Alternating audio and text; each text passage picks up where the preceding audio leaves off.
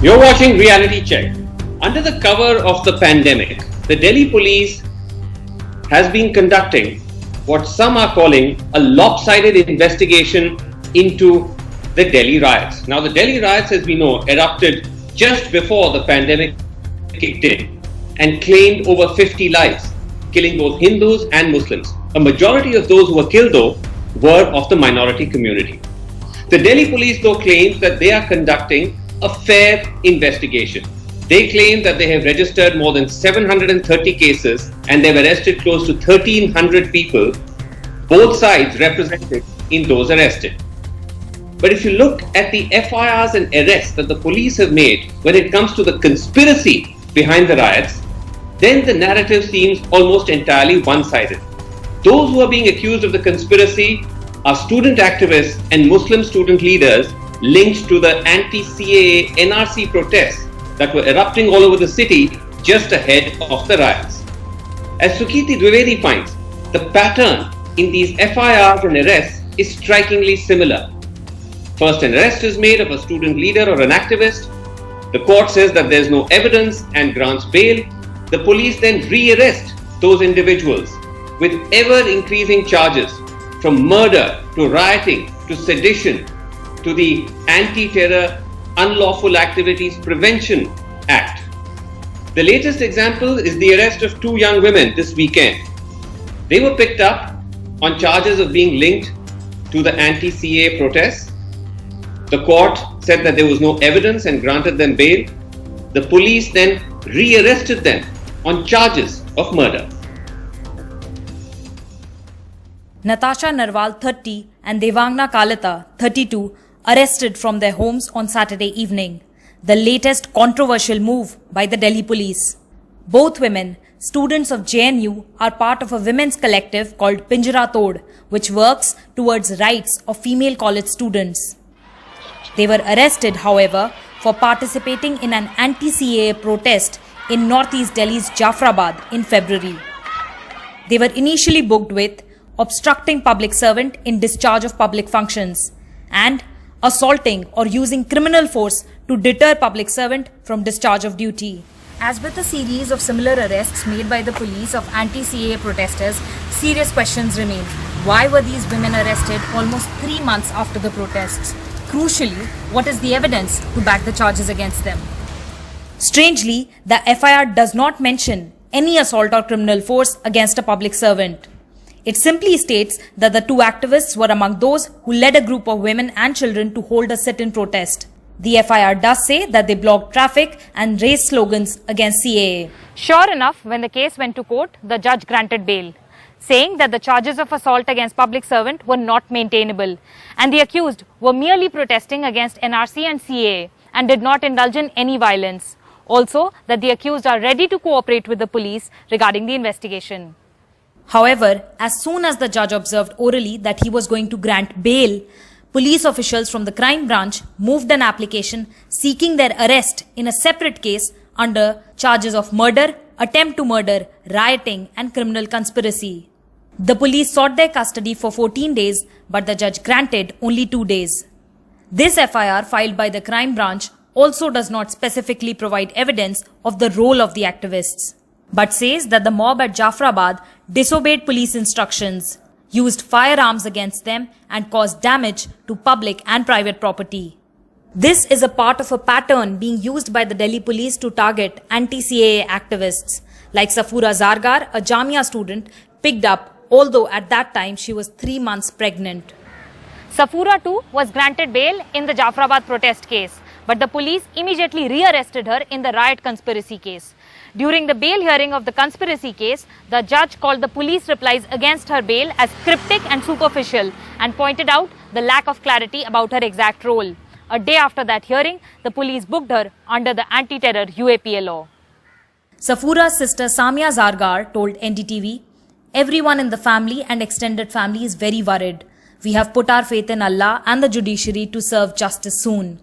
Inside Tihad, she is being given diet as instructed in the jail manual. Due to COVID, we have not been able to meet her, which has added to the concern. Along with her, police have arrested Miran Haider, Shifaur Rahman and Asif Iqbal Tanha, all from Jamia, all using a similar modus operandi. जब investigation on होता है Sareem Naved is a lawyer for one of the JNU students. इसमें police कह रही है कुछ खुफिया information को मिली कुछ दंगे खत्म होने के हफ्ते 10 दिन बाद। मतलब कुछ लोग जो कि 2-3 साइट पे गए थे ये कह रहे हैं कि वो लोग कोऑर्डिनेट कर रहे थे प्रोटेस्ट को, कि दंगे भड़काने में उनकी एक साजिश थी। इस इन्वेस्टिगेशन को चलते हुए तकरीबन 2.5 महीने तो हो ही गए हैं, अब तक ऐसा कोई प्रूफ सामने नहीं आया है जिससे कि उनकी थ्योरी जो है वो साबित हो रही हो। NDTV tried to contact DCP Northeast Ved Prakash Surya and Additional Commissioner of Crime Branch BK Singh for queries about the investigation, but did not get a response. In New Delhi with camera person Ashwini Mehra, this is Sukirti Dwivedi for NDTV. So what exactly is this conspiracy which the police claim is behind the riots for which all these activists are being picked up? Most of that distills from one particular FIR which the police have registered. In that FIR, they say that the main accused, so-called mastermind, is Umar Khalid, the JNU student activist. He's been named as the main accused. Now, they say that the reason or the evidence of naming Umar Khalid and his associates is the fact that he made a speech where he said that essentially members of the minority community must come out on the streets to protest at the time when Donald Trump was visiting India and to give an indication to the rest of the world about how minorities were treated in India. This is the grounds on which the entire conspiracy theory rests, the speech made by Umar Khalid. They also said in the FIR that firearms, petrol bombs, acid, etc., were recovered from various homes in Northeast Delhi. And again, the pattern that this FIR follows is the same. It starts off with the charge of rioting, and then it slowly escalates from conspiracy to sedition to murder, and finally the Unlawful Activities Prevention Act. And it's under this FIR that most of these additional names are being added. Curiously though, Umar Khalid himself has not been arrested yet, even though so many others have linked to this same FIR. But looking exactly at the speech of what exactly did Umar Khalid say, which the police have made as the basis for the conspiracy, let's play you the clip that was in fact circulated by large sections of the BJP at that time to point out that indeed he was inciting the riots. This was a speech made on the 20th of February in Amravati, which is in the Vidarbha region of Maharashtra. Let's play you the clip that was first largely circulated and then play you what Umar Khalid and his supporters say was left out. Let's listen. हम वादा करते हैं 24 तारीख को जब Donald Trump Hindustan आएंगे तो हम ये बताएंगे कि हिंदुस्तान के प्रधानमंत्री और हिंदुस्तान की सरकार हिंदुस्तान को बांटने का काम कर रही है, महात्मा गांधी के उसूलों की धज्जियां उड़ा रही है, और ये बताएंगे कि हिंदुस्तान की आवाम हिंदुस्तान के हुक्मरानों के खिलाफ लड़ रही है। अगर हिंदुस्तान के हुक्मरान देश को बांटना चाहते हैं तो हिंदुस्तान की आवाम देश को जोड़ने के लिए तैयार है। हम तमाम लोग सड़कों पर निकल कर आएंगे। आप लोग निकल कर आएंगे?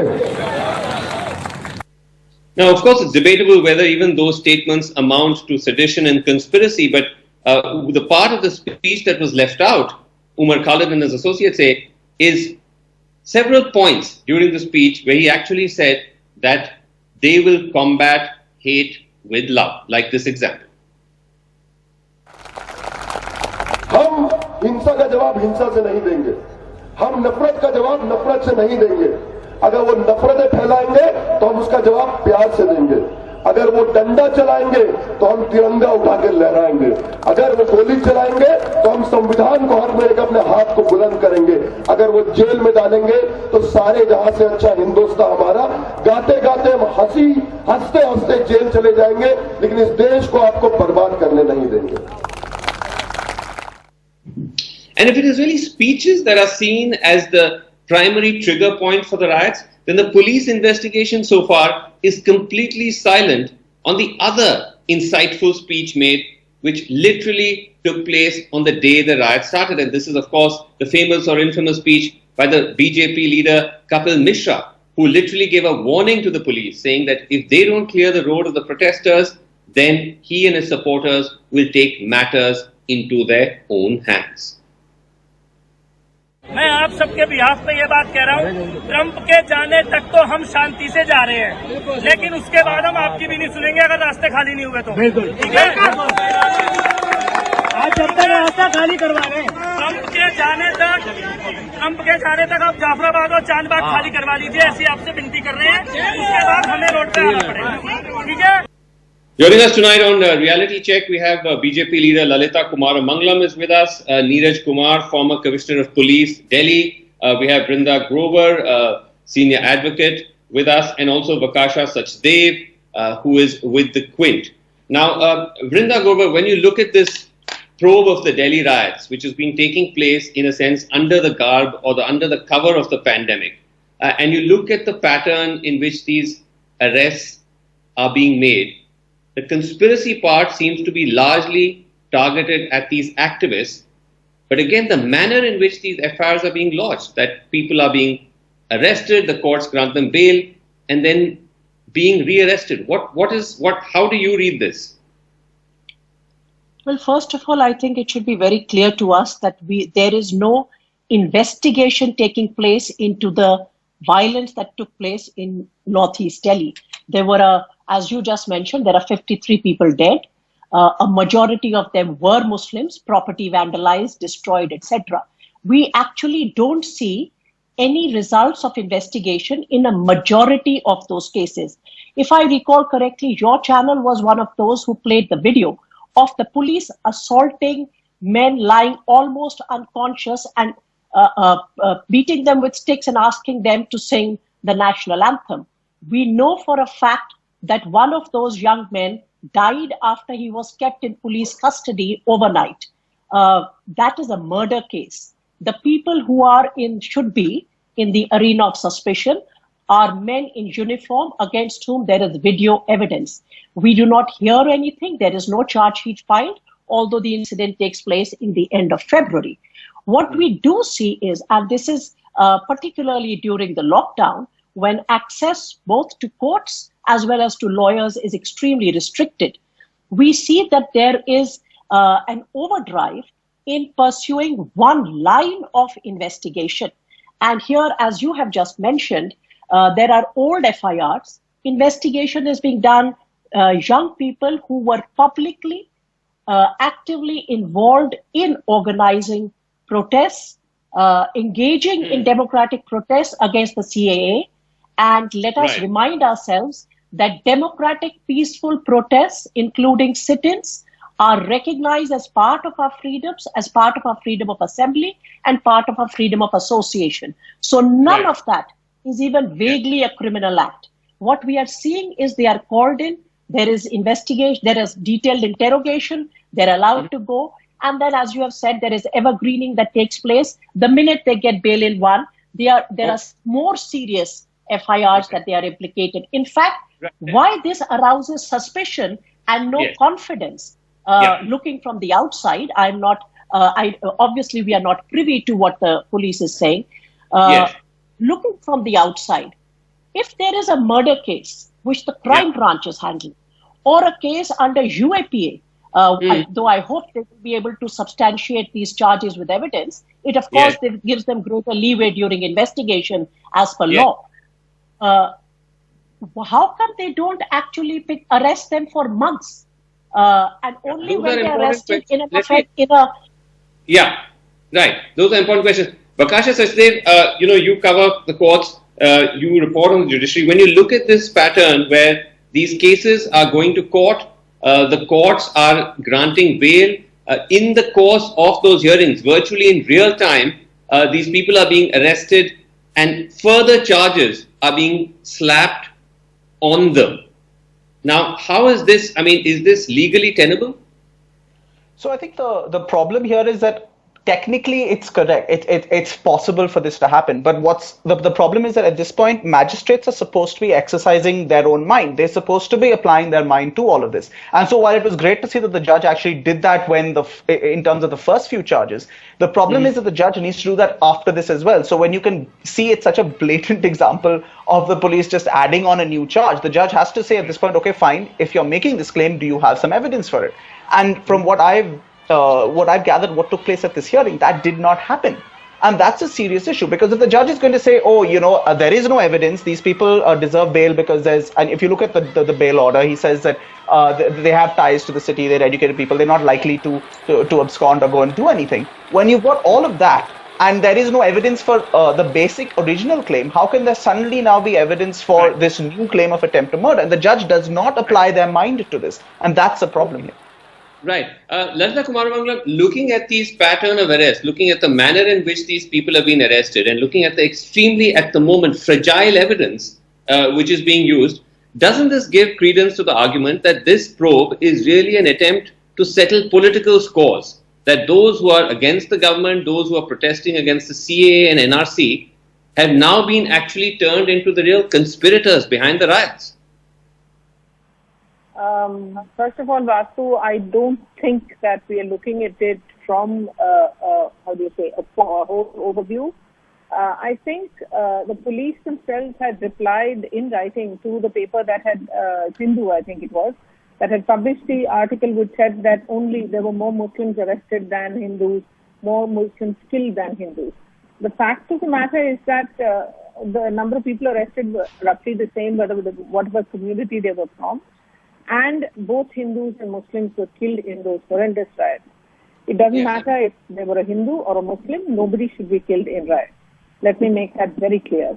Now, the way they were killed, who killed them, all of that, I think the investigation has gone rather slow because, as your honorable lawyer herself pointed out, during this time there are lots of restrictions which everybody is facing. But all the accused have actually got access to lawyers. The system itself ensures they have access, and I don't know why it is being claimed that they do not have access to lawyers. No, I'm just saying that on the conspiracy part, while I said that at the outset, that when it comes to arrests for the actual rioting, the police claims that it's 50-50, even though, by the way, when it comes to casualties, it's about 70-30 or 80-20, but leave that aside. When it comes to the conspiracy part, the entire narrative is one-sided, that the conspiracy is by these Jamia students and these activists to trigger the riots based on a speech which we just heard, which doesn't clearly, by any indication, seem to ask for inciting violence. And on the other hand, you have Kapil Mishra, who's actually made a directly insightful speech and who's scot-free. Kapil Mishra had said, "Vote pe aana hai." It doesn't mean that they are going to take matters into those hands, into their own hands, and incite a riot. Now, that's actually exactly what he said. Nobody really knows who incited the riot. There are contradictory reports. That's actually exactly what he said. He said, if the police don't act, we will take matters into our own hands. I mean, that is as flagrant a challenge of the law as you can get. 1 second, let me finish. You keep asking me questions and interrupting before I can even give my answer. Can I please answer the earlier set of questions you asked? I'll answer the other one also, please. See, there have been contradictory reports from many sides in this case. There are people who claim that it was outsiders who came and incited the riots. There are people who claim that the place where the riots took place, there was hardly any media presence. Therefore, it cannot be blamed on any side. There are people who also claim that it was more Kapil Mishra. Some say it was more the other side. Now, the fact is that the police are the only ones who have the real facts probably behind the case. For whatever reasons they know best, they have not given access to all their documents. I think it's also probably improbable and impossible for them to do so. But to say that the entire investigation is one-sided is, I think, one-sided itself, if you ask me. Because I don't think the police are doing that. You're saying that's wrong. Fine. Let me just go across to Neeraj Kumar. Neeraj Kumar, sir, this is a situation, I mean, just to read out from bail order after bail order, the police is saying that the charges are not maintainable. These activists are merely protesting against the NRC and CAA. They didn't indulge in violence. They're ready to cooperate, etc., etc. And in each case, then the police rearrest the person, slapping these further and further escalating charges against them. Would you say this is defensible? Is this standard operating procedure, or is there reason to be concerned? I can't say for sure what exactly is the position. But what I do know is that there are 752 cases in Northeast District which have been registered. And there is one case of conspiracy which has been registered and given to a special team. I guess that special team is the special cell. Now, the investigation being done by the special cell usually is based on scientific evidence. I would not like to go into what that scientific evidence could be, but you know, it's technical evidence which proves who is where, who is speaking to whom, what the messages are, etc., etc. So my sense is that this omnibus case, which is being investigated by the special cell, is the case which will bring out evidence which will be sort of unimpeachable, in the sense that it will all be based on scientific, facts. Because it will be based because on maybe intercepts. At the moment, that conspiracy. Right. So at the but sir, the only problem with that is that at the moment, the conspiracy argument, the conspiracy charge that has been made, and where the special cell has got involved, rests on the FIR, as I said, which essentially says that the speech given by this particular individual was the primary evidence of the fact that this is the conspiracy that triggered the riots. And as we just heard from that speech, this is, by the way, not even some deep-seated conspiracy behind closed doors, which is how we assume conspiracies work. This is a speech made at a public gathering. And one would be hard-pressed to link that to some kind of deep-seated conspiracy. But Vrinda Grover, as you were saying, that this is now all evidence, or these are all claims that will have to be tested in court. I just want to add one thing here. I think if you look at, I'm not sure, and I don't know whether whether it can be substantiated as a fact that investigation of special cell is always held up by scientific evidence. There is much analysis done, particularly of conspiracy cases and false implication of Muslims by the special cell. And I think that is well documented. Secondly, in fact, while we are not privy to what is happening in investigation, and this is again a pattern we've seen before in other cases, one particular television channel chose to reveal and disclose to us because their journalist spoke on authority that they had been shown the documents. Now, this is, of course, the functioning of the special cell of Delhi Police, where they have said that they have not only call records. So what will a call record show? That you were present or you were talking to each other? Are any of the activists denying that they were in conversation? Is it illegal or a crime to have an anti-CAA, anti-NRC, anti-NPR protest? These are all matters pending constitutional challenge in the Supreme Court of India.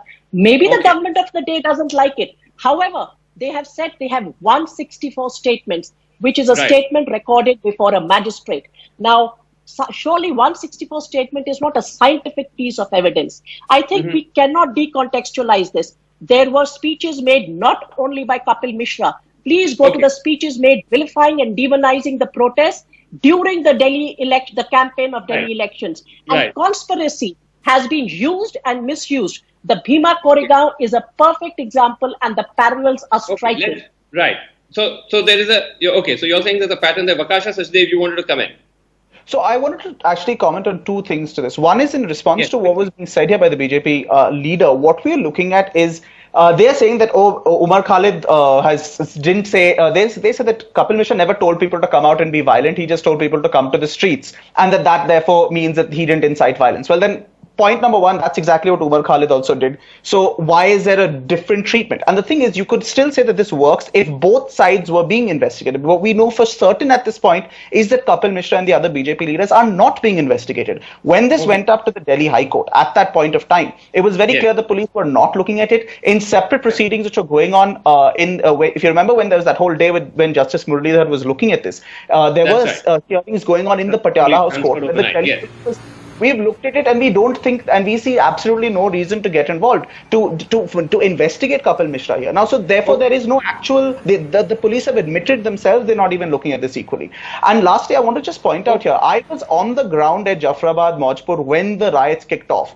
And I think it's an insult to all of us to tell us that these speeches by Mishra and the others had no role to play. While I'm not going to try and pretend that I know whether Khalid or the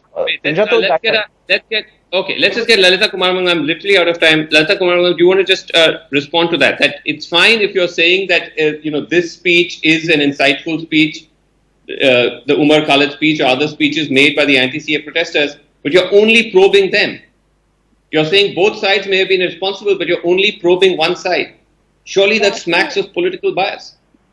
Vasu, I am not saying I really don't have any access to any of the documents that the police have with them, or what they are probing or what they are not probing. I only know what is being said, various things that are being said by various sides in the press, and whatever is being said on TV shows, etc. Right?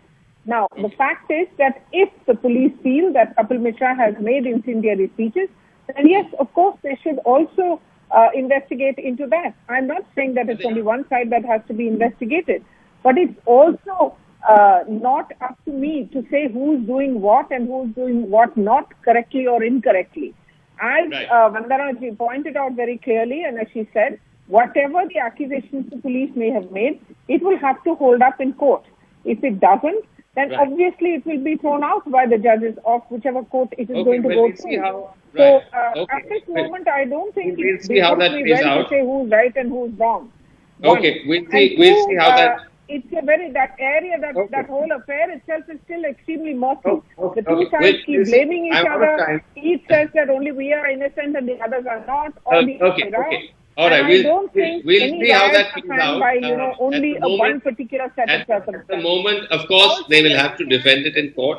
But at the moment, that the line of the investigation into the conspiracy clearly seems to be tilted towards one particular narrative. We'll have to see how that plays out. We're completely out of time. We'll come back to the story. Thank you all so much for joining us and for watching. That's it on Reality Check. Good night.